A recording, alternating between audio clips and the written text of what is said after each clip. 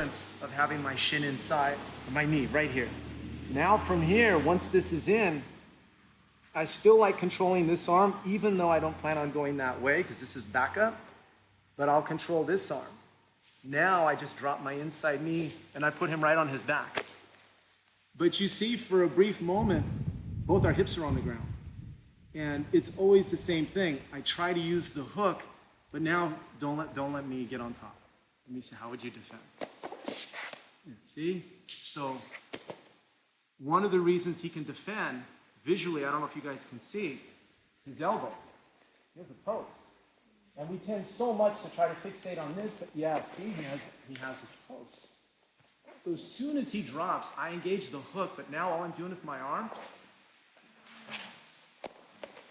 Just chop his elbow. That's all I need. That's all you need. As soon as they drop, and then follow up with the sweep. So it's just way more efficient. You're not taxing your body as much. We get in here, you make the hook, then we set up the second hook.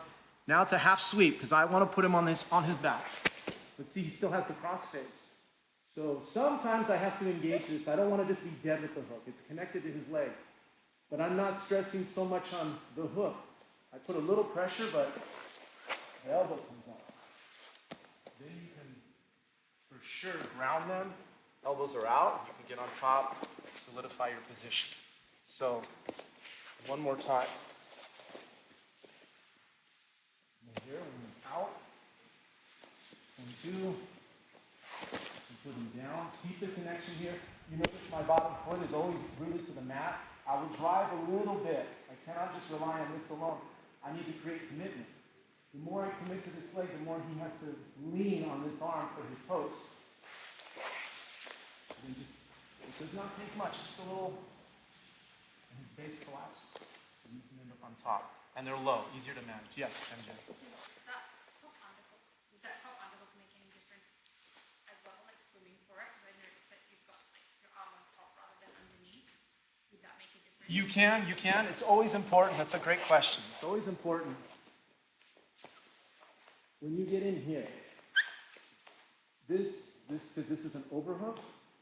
Let's just say we're working here, and I feel like I don't quite have the technique, or he posted his leg, anything like that. I still need to bite down on his elbow. Now I can switch. He has no post. Or you can go under. But if you go under, I don't recommend you hold the torso. Because if I try to do the same thing, he posts. See? When you work your underhook, it's all about elbow control.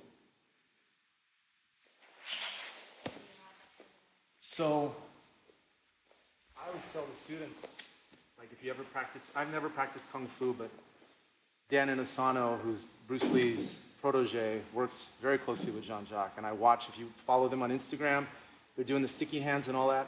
And you learn a lot watching that, the way they manipulate the elbows. That translates so well to overhook, underhook control.